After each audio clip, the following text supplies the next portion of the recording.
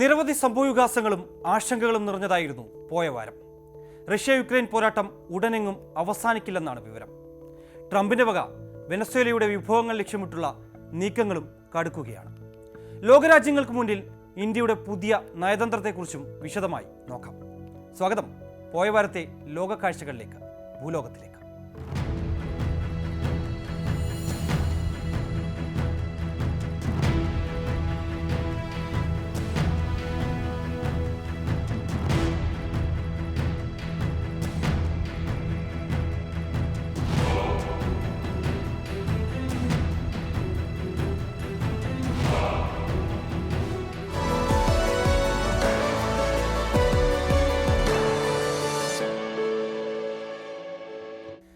നാല് വർഷത്തോളമായി തുടരുന്ന റഷ്യ യുക്രൈൻ സായുധ പോരാട്ടം ഒടുവിലൊരു നിർണായക വഴിത്തിരിവിലേക്ക് കടക്കുകയാണോ? അതോ രക്തരൂക്ഷിതമായ ഈ പോരാട്ടം ഉടൻ അവസാനിക്കാനുള്ള സാധ്യതകൾ മങ്ങുകയാണോ? ബെർലിനിൽ നടന്ന ഉന്നതതല യോഗങ്ങളിൽ യുക്രൈനെ മുന്നിൽ നിർത്തി പുതിയ സമാധാന ചട്ടക്കൂട് രൂപീകരിക്കാനുള്ള നീക്കം പുടിൻ പാടെ നിരസിച്ചതാണ് ഇപ്പോഴത്തെ പ്രതിസന്ധിക്ക് കാരണം. അതായത് റഷ്യ മുന്നോട്ട് വെച്ച കർശനമായ വ്യവസ്ഥകൾ അംഗീകരിക്കാതെ ഒരു വെടിനിർത്തൽ സാധ്യമല്ല എന്ന് ഒരിക്കൽ കൂടി ആവർത്തിച്ച് വ്യക്തമാക്കുകയാണ് പുടിൻ. എന്താകും ഈ സംഘർഷങ്ങളുടെ ഭാവി?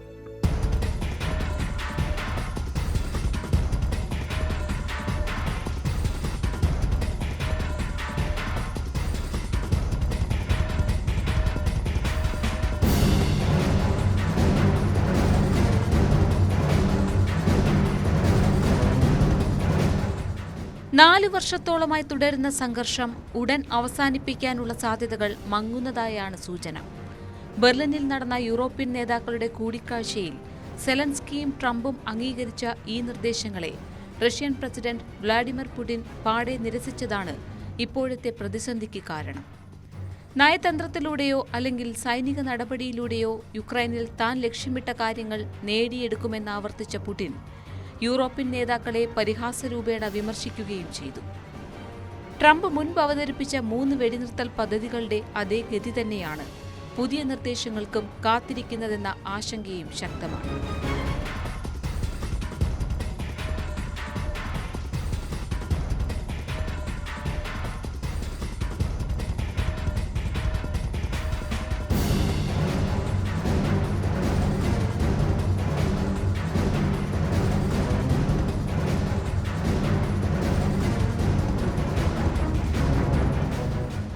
സമാധാന ചർച്ചകളിലെ ഏറ്റവും കടുപ്പമേറിയ ഭാഗം പ്രാദേശിക നിയന്ത്രണങ്ങളാണ്.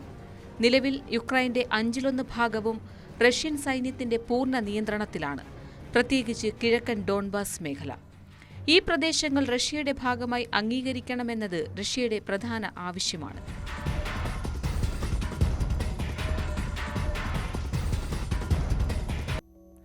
ആദ്യം ട്രംപ് ഒരു സമാധാനം വാഗ്ദാനം നൽകും. പിന്നെ റഷ്യയ്ക്ക് അനുകൂലമായ നിബന്ധനകൾ അംഗീകരിക്കാൻ യുക്രൈനുമേൽ സമ്മർദ്ദം ചെലുത്തും. ഇങ്ങനെ ഒരു രീതിയാണ് കഴിഞ്ഞ കുറച്ചു നാളുകളായി കണ്ടുവരുന്നത്.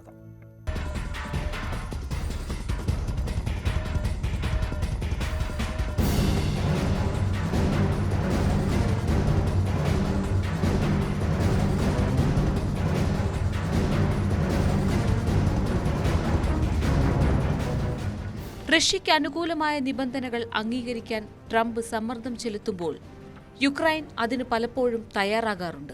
പക്ഷേ പുടിൻ അവ നിരസിക്കുന്നതാണ് പതിവ്. മാത്രമല്ല, പുടിൻ ആക്രമണം കടുപ്പിക്കുമ്പോൾ ട്രംപ് രോഷാകുലനാകുന്നതും പിന്നീട് പുടിന്റെ നിബന്ധനകൾക്ക് വഴങ്ങുന്നതുമാണ് ഇതുവരെയുള്ള ചരിത്രം. മെയ് മാസത്തിലും ജൂലൈ മാസത്തിലും ട്രംപ് നടത്തിയ സമാധാന ശ്രമങ്ങൾ സമാനമായ രീതിയിൽ പരാജയപ്പെടുകയായിരുന്നു.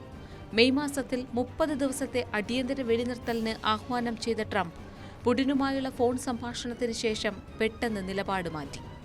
വെടിനിർത്തലിന് പകരം ഇരു രാജ്യങ്ങളും നേരിട്ട് ചർച്ച നടത്തുമെന്ന പുതിയ പ്രഖ്യാപനം നടത്തി. അത് യുക്രൈനും യൂറോപ്യൻ യൂണിയൻ രാജ്യങ്ങൾക്കും വലിയ തിരിച്ചടിയായിരുന്നു. ജൂലൈയിൽ വെടിനിർത്തലിനായി പുടിന് ട്രംപ് നൽകിയ 50 ദിവസത്തെ സമയപരിധിയും യുക്രൈന് ദോഷകരമായി ഭവിച്ചു. ഈ സമയം ഉപയോഗിച്ച് കൂടുതൽ യുക്രൈനിയൻ ഭൂഭാഗങ്ങൾ പിടിച്ചെടുക്കാനാണ് റഷ്യ ശ്രമിച്ചത്. മാത്രമല്ല, സമയപരിധി കഴിഞ്ഞിട്ടും പുടിൻ വിട്ടുവീഴ്ചയ്ക്ക് തയ്യാറാകാതിരുന്നിട്ടും റഷ്യയെ ശിക്ഷിക്കുമെന്നാവർത്തിച്ചുള്ള ഭീഷണി മാത്രമായിരുന്നു ട്രംപിന്റെ ഭാഗത്തു നിന്നുണ്ടായത്.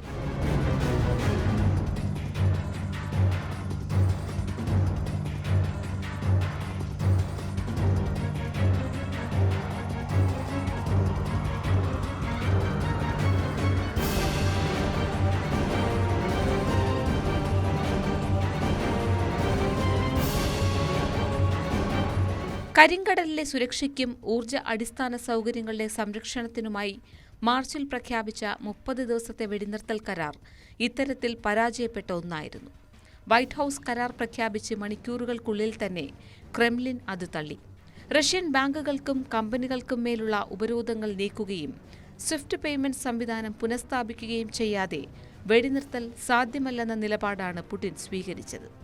ഇതിനു പിന്നാലെ യുക്രൈനിയൻ തുറമുഖമായ മൈക്കോലൈവിൽ റഷ്യ കടുത്ത ആക്രമണം നടത്തുകയും ചെയ്തു. ഊർജ്ജമേഖലയെ സംരക്ഷിക്കാനുള്ള കരാർ നിലനിൽക്കെ തന്നെ യുക്രൈനിലെ ഊർജ്ജ കേന്ദ്രങ്ങളിൽ റഷ്യ 30ഓളം തവണ ആക്രമണങ്ങൾ നടത്തിയെങ്കിലും ട്രംപ് റഷ്യയ്ക്കെതിരെ നടപടികളൊന്നും സ്വീകരിച്ചില്ല.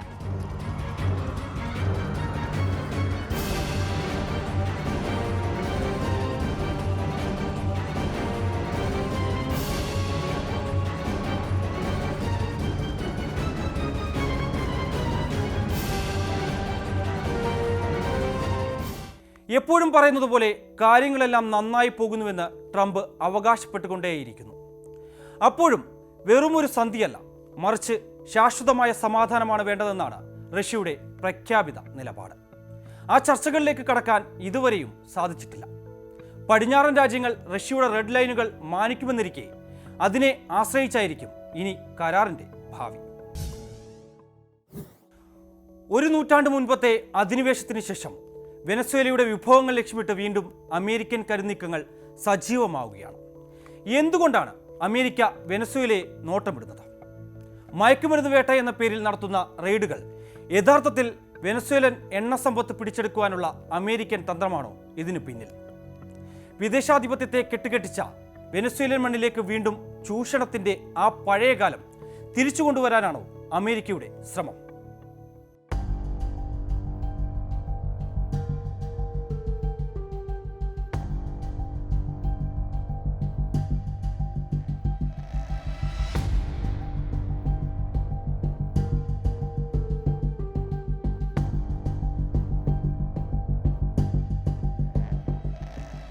വെനിസ്വേലൻ എണ്ണക്കപ്പലുകൾക്ക് അമേരിക്ക ഉപരോധമേർപ്പെടുത്തിയതോടെ കപ്പലുകൾക്ക് അകമ്പടി സേവിക്കാൻ നാവികസേനയുടെ പ്രസിഡന്റ് നിക്കോളാസ് മഡുറോ ഉത്തരവിട്ടിരിക്കുകയാണ്. നിക്കോളാസ് മഡുറോ ഭരണകൂടത്തെ അട്ടിമറിച്ചതിനു ശേഷമുള്ള വെനിസ്വേലയിൽ അമേരിക്കൻ എണ്ണഭീമന്മാർക്ക് വലിയ പങ്കുണ്ടാകുമെന്നാണ് ട്രംപ് ഭരണകൂടത്തിന്റെ കണക്കുകൂട്ടൽ. മഡുറോ അധികാരത്തിൽ നിന്ന് പുറത്തുപോയാൽ വെനിസ്വേലയിലേക്ക് മടങ്ങാൻ താൽപ്പര്യമുണ്ടോ എന്ന് അമേരിക്കൻ എണ്ണ കമ്പനികളോട് അമേരിക്ക സ്വകാര്യമായി ചോദിച്ചതായാണ് വിവരം. രാഷ്ട്രീയ അസ്ഥിരതയും വെനിസ്വേലൻ എണ്ണ അടിസ്ഥാന സൗകര്യങ്ങൾ ദേശസാൽക്കരിക്കപ്പെട്ടതും ചൂണ്ടിക്കാട്ടി കമ്പനികൾ നിലവിൽ ഇതിനോട് വിമുഖത കാട്ടുന്നുണ്ട്. എങ്കിലും മഡുറോയെ വീഴ്ത്തി വിപണി പിടിച്ചെടുക്കാനുള്ള ശ്രമങ്ങളിൽ നിന്നും അമേരിക്ക പിന്നോട്ടു പോയിട്ടില്ല.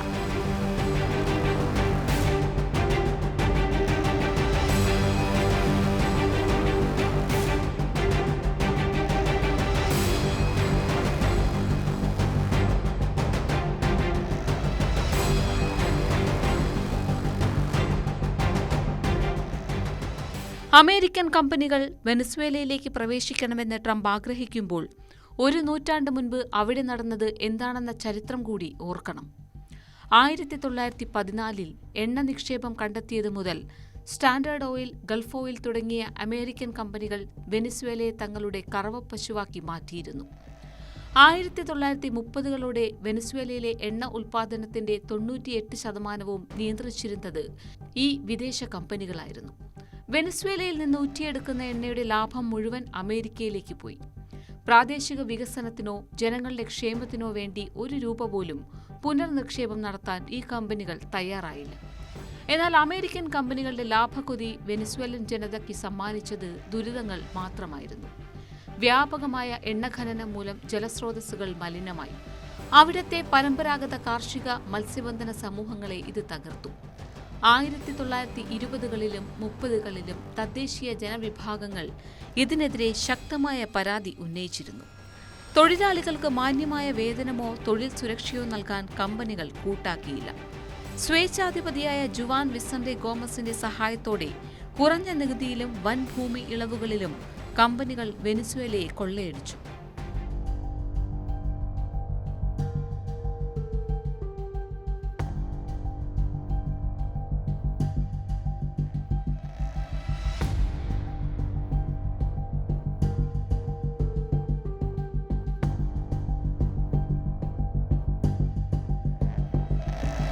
വിദേശ കമ്പനികളുടെ ഈ പകൽക്കൊള്ളയ്ക്ക് അന്ത്യം കുറിച്ചത് വെനസ്വേലയിലെ സോഷ്യലിസ്റ്റ് പോരാട്ടങ്ങളാണ്. 1976 എണ്ണ ദേശസാൽക്കരണത്തിന് തുടക്കമിട്ടെങ്കിലും സോഷ്യലിസ്റ്റ് നേതാവ് ഹ്യൂഗോ ഷാവേസിന്റെ കാലത്താണ് അത് പൂർണ്ണതയിലെത്തിയത്. 2007-2010 കാലഘട്ടത്തിൽ ഷാവേസ് വിദേശ കമ്പനികളുമായുള്ള കരാറുകൾ റദ്ദാക്കി. വെനസ്വേലൻ വിഭവങ്ങൾ വെനസ്വേലക്കാർക്ക് തന്നെ അവകാശപ്പെട്ടതാണെന്ന് അദ്ദേഹം പ്രഖ്യാപിച്ചു. എക്സോൺ മൊബൈൽ, കൊണോകോഫിലിപ്സ് തുടങ്ങിയ ഭീമന്മാരെ രാജ്യം പുറത്താക്കി.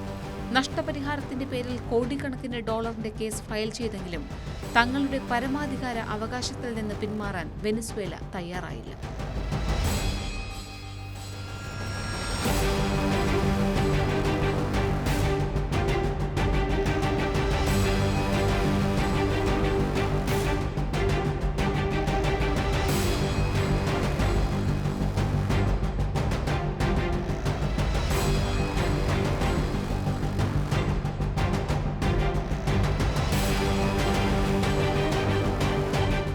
ഉപരോധങ്ങളിലൂടെ വെനസ്വേലയെ ശ്വാസം മുട്ടിക്കാൻ നോക്കുന്ന അമേരിക്കൻ നീക്കങ്ങളെ അതിശക്തമായി തന്നെ ചെറുക്കാനാണ് തീരുമാനം. നാവികസേനയെ ഇറക്കിയുള്ള പ്രതിരോധം അതിൻ്റെ വ്യക്തമായ സൂചനയാണ്. കൃത്യമായി പറഞ്ഞാൽ അമേരിക്കൻ കമ്പനികൾക്ക് വെനസ്വേലയുടെ എണ്ണസമ്പത്ത് കൊള്ളയടിക്കാൻ അനുവദിച്ചിരുന്ന ആ പഴയകാലം ഇനി ഒരിക്കലും തിരിച്ചു വരാൻ അനുവദിക്കില്ലെന്ന ഉറച്ച നിലപാടിലാണ് അവർ. മാത്രമല്ല, അമേരിക്കയുടെ ലക്ഷ്യം വെറും എണ്ണയല്ല, മറിച്ച് ഒരു രാജ്യത്തിൻ്റെ പരമാധികാരത്തെ അടിച്ചമർത്തുക എന്നതാണെന്ന് ലോകവും തിരിച്ചറിയുന്നുണ്ട്. ലോക നേതാക്കൾ അവരുടെ നയതന്ത്ര ബന്ധങ്ങൾ കൂടുതൽ ഊട്ടിയുറപ്പിക്കുന്നത് നമ്മൾ കാണാറുണ്ട്. പക്ഷേ അതെല്ലാം നടക്കുന്നത് അതീവ സുരക്ഷാ സജ്ജീകരണങ്ങൾക്കും മുൻകൂട്ടി നിശ്ചയിച്ച കർക്കശമായ കീഴ്വഴക്കങ്ങൾക്കും ഉള്ളിൽ നിന്നുകൊണ്ട് മാത്രമായിരിക്കും. എന്നാൽ പ്രധാനമന്ത്രി നരേന്ദ്രമോദി ഈ രീതികളെ അടിമുടി മാറ്റിമറിച്ചിരിക്കുന്നു.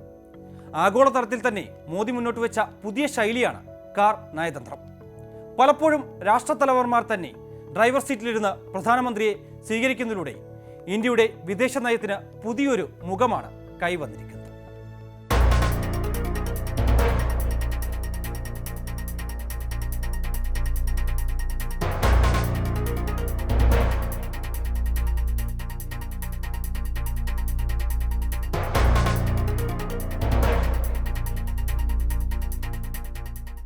അന്താരാഷ്ട്ര നയതന്ത്രം എന്നത് പൊതുവെ സംഭവിക്കുന്ന ഒന്നാണ്. എന്നാൽ ഈ സാമ്പ്രദായിക രീതികളെ അടിമുടി മാറ്റിക്കൊണ്ടാണ് പ്രധാനമന്ത്രി നരേന്ദ്രമോദിയുടെ നീക്കങ്ങൾ. അടച്ചിട്ട മുറികളിലെ ഗൗരവമേറിയ ചർച്ചകൾക്കപ്പുറം ഒരു വാഹനത്തിനുള്ളിലെ പരിമിതമായ സ്ഥലത്തിരുന്ന് ആശയവിനിമയങ്ങൾ നടത്തുന്നതാണ് ഈ രീതി. ഇതിലൂടെ നേതാക്കൾക്കിടയിലുള്ള വ്യക്തിപരമായ സുഹൃത്ത് ബന്ധത്തിന്റെയും പരസ്പര വിശ്വാസത്തിന്റെയും ആഴം കൂടുതൽ വർദ്ധിപ്പിക്കുന്നു. ഇത് കേവലം രണ്ട് രാജ്യങ്ങൾ തമ്മിലുള്ള ഔദ്യോഗിക ബന്ധമല്ല, മറിച്ച് രണ്ട് നേതാക്കൾ തമ്മിലുള്ള ആത്മബന്ധത്തെ ലോകത്തിനു മുന്നിൽ പ്രകടമാക്കുക കൂടിയാണ്. റഷ്യൻ പ്രസിഡന്റ് വ്ളാഡിമിർ പുടിൻ മുതൽ എത്യോപ്യൻ പ്രധാനമന്ത്രിയും ജോർദാൻ കിരീടാവകാശിയും വരെ ഈ രീതിയിൽ പ്രധാനമന്ത്രിക്ക് ആതിഥ്യ മര്യാദ നൽകിയത് ലോകശ്രദ്ധയാകർഷിച്ചു.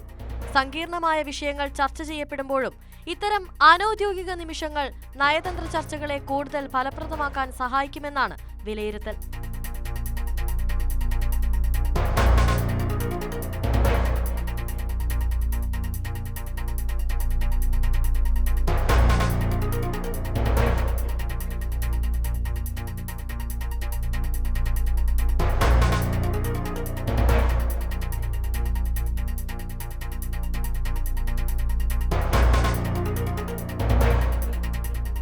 ഈ വിപ്ലവകരമായ മാറ്റത്തിന് തുടക്കമിട്ടത് റഷ്യൻ പ്രസിഡന്റ് വ്ളാഡിമിർ പുടിനുമായുള്ള മോദിയുടെ കൂടിക്കാഴ്ചയായിരുന്നു.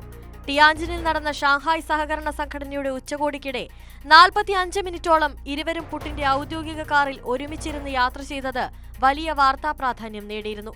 ഒരു കാറിൽ 2 സുഹൃത്തുക്കൾ മാത്രമെന്നായിരുന്നു ഈ യാത്രയെക്കുറിച്ച് പുടിൻ പിന്നീട് പ്രതികരിച്ചത്. ഈ മാതൃക പിന്നീട് റഷ്യൻ പ്രസിഡന്റിന്റെ ഡൽഹി സന്ദർശന വേളയിലും ആവർത്തിച്ചു. ഈ കാർ നയതന്ത്രം പ്രധാനമന്ത്രിയുടെ സമീപകാല എത്യോപ്യ, ജോർദാൻ സന്ദർശനങ്ങളിലും വ്യക്തമായി ദൃശ്യമായിരുന്നു. എത്യോപ്യൻ പ്രധാനമന്ത്രി അബിയ് അഹമ്മദ് അലി നേരിട്ട് വിമാനത്താവളത്തിലെത്തി മോദിയെ സ്വീകരിക്കുക മാത്രമല്ല, അദ്ദേഹത്തെ ഡ്രൈവ് ചെയ്ത് ഹോട്ടലിലേക്കും സയൻസ് മ്യൂസിയത്തിലേക്കും കൊണ്ടുപോവുകയും ചെയ്തു.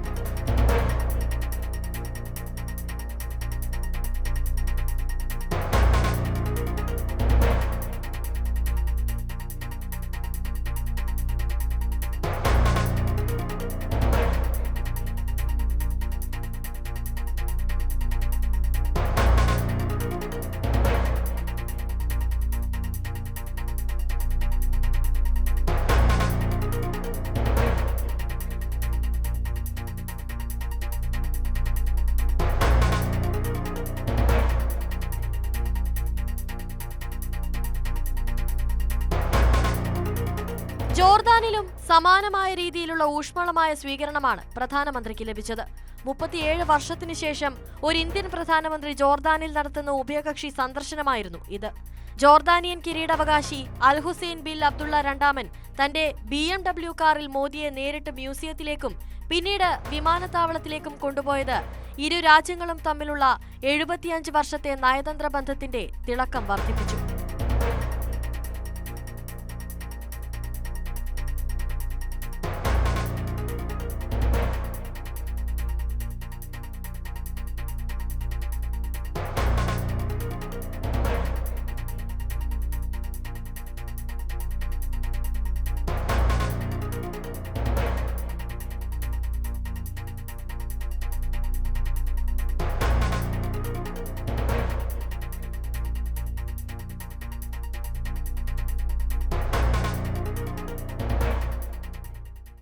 നയതന്ത്ര ചർച്ചകൾ പലപ്പോഴും അടച്ചിട്ട മുറികളിൽ നിന്ന് പുറത്തേക്ക് വരുമ്പോൾ ഇത്തരം വ്യക്തിപരമായ ഇടപെടലുകൾ രാജ്യങ്ങൾ തമ്മിലുള്ള വിശ്വാസം കൂടുതൽ ദൃഢമാക്കും.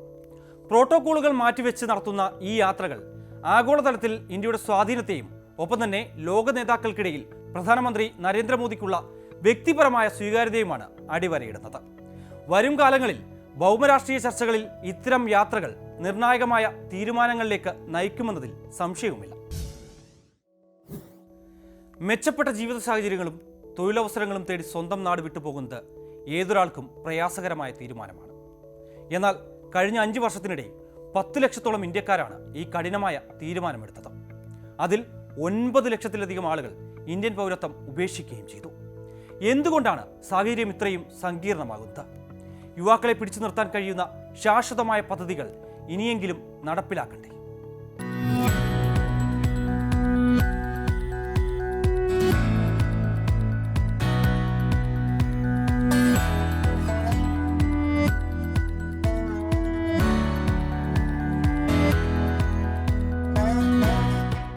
ഞെട്ടിക്കുന്ന കണക്കുകളാണ് ഇപ്പോൾ പുറത്തുവരുന്നത്. 2020 മുതൽ ഇതുവരെ 9 ലക്ഷത്തിലധികം ആളുകൾ ഇന്ത്യൻ പൗരത്വം ഉപേക്ഷിച്ചു. 2022 മുതൽ ഓരോ വർഷവും ശരാശരി 2 ലക്ഷത്തിലധികം വ്യക്തികൾ തങ്ങളുടെ ഇന്ത്യൻ പാസ്പോർട്ട് വേണ്ടെന്ന് വെക്കുന്നു. ഇന്ത്യയുടെ പാർലമെന്റിൽ അവതരിപ്പിക്കപ്പെട്ട ഔദ്യോഗിക കണക്കുകൾ പ്രകാരം 2011നും 2024നും ഇടയിൽ ആകെ 20 ലക്ഷത്തിലധികം ഇന്ത്യക്കാർ പൗരത്വം ഉപേക്ഷിച്ചു. ഇതിൽ പകുതിയോളം പേർ കഴിഞ്ഞ 5 വർഷത്തിനിടയിലാണ് ഇത്തരമൊരു തീരുമാനമെടുത്തത്. ഇന്ത്യൻ പൗരത്വം ഉപേക്ഷിക്കുന്നവരുടെ എണ്ണത്തിൽ 2022 മുതലുണ്ടായ കുത്തനെയുള്ള വർധനവ് ശ്രദ്ധേയമാണ്. ഇതിനു മുമ്പുള്ള ഒരു ദശകത്തോളം കാലം ഈ കണക്ക് പ്രതിവർഷം 1.2 ലക്ഷത്തിനും 1.45 ലക്ഷത്തിനും ഇടയിലായിരുന്നു.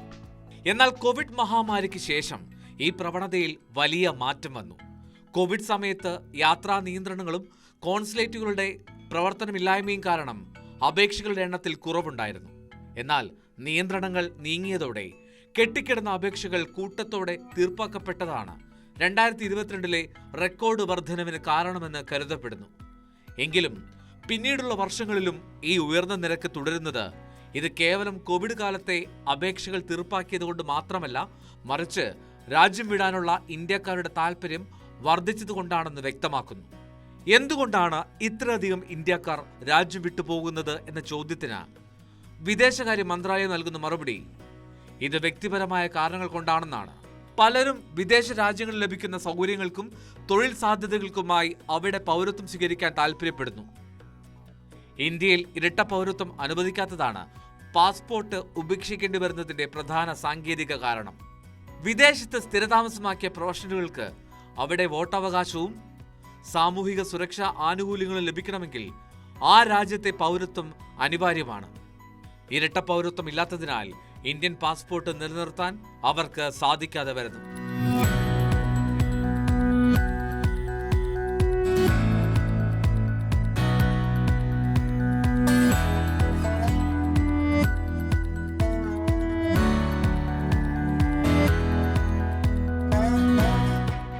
മുൻകാലങ്ങളിൽ ഡോക്ടർമാരും എഞ്ചിനീയർമാരും അടങ്ങുന്നവർ മാത്രമായിരുന്നു രാജ്യം വിടുന്നതെങ്കിൽ മറ്റുള്ളവരും അതിന്റെ ഭാഗമായി. 2014 മുതൽ ഏകദേശം 23,000 ഇന്ത്യൻ കോടീശ്വരന്മാർ രാജ്യം വിട്ടതായാണ് കണക്കുകൾ സൂചിപ്പിക്കുന്നത്.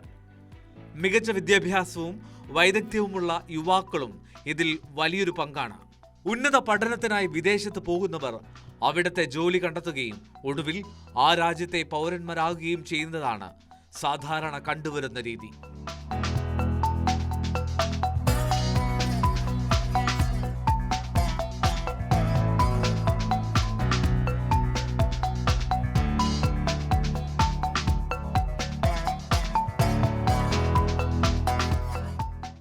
ജീവിത നിലവാരത്തിലെ വ്യത്യാസമാണ് ഇന്ത്യക്കാരെ പുറത്തേക്ക് നയിക്കുന്ന മറ്റൊരു പ്രധാനപ്പെട്ട ഘടകം.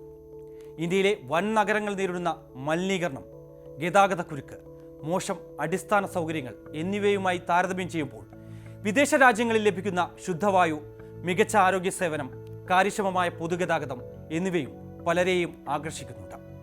വിദേശത്ത് ജീവിത ചെലവ് കൂടുതലാണെങ്കിലും വരുമാനവും ജീവിത നിലവാരവും മെച്ചപ്പെട്ടതാണെന്ന വിശ്വാസം ആളുകളെ പൗരത്വം ഉപേക്ഷിക്കാൻ പ്രേരിപ്പിക്കുന്നുമുണ്ട്. ഭാവിയിൽ രാജ്യത്തിൻ്റെ വികസനത്തിന് തന്നെ വെല്ലുവിളിയാകും ഇത്. അതിന് തന്നെയാകാം ഇത് വഴിവെക്കാൻ പോകുന്നത്. അതുകൊണ്ട് തന്നെ ഇനിയും കാത്തിരിക്കാൻ സമയമില്ലെന്ന് ചുരുക്കം. പുതിയ വർഷത്തിൽ യുദ്ധങ്ങളോ സംഘർഷങ്ങളോ ഒന്നുമില്ലാത്ത ഒരു ലോകമാണ് ഏവരുടെയും സ്വപ്നം. അതിനായി കിണഞ്ഞു പരിശ്രമിക്കുകയാണ് സ്വയം പ്രഖ്യാപിത സമാധാനവാഹകനായ ഡൊണാൾഡ് ട്രംപ്. അപ്പോഴും സ്വന്തം താല്പര്യത്തിനായി മറ്റു രാജ്യങ്ങളെ ദ്രോഹിക്കുന്ന നടപടികളിൽ നിന്ന് പക്ഷേ ട്രംപ് പിന്നോട്ട് പോകുന്നില്ല എന്ന് മാത്രം. ആ സ്വാർത്ഥ താല്പര്യങ്ങളാണ് പല യുദ്ധങ്ങളിലേക്കും വഴിവെച്ചതെന്ന ഓർമ്മയും ഉണ്ടാകണം. കാണാം അടുത്ത വാരം. നന്ദി.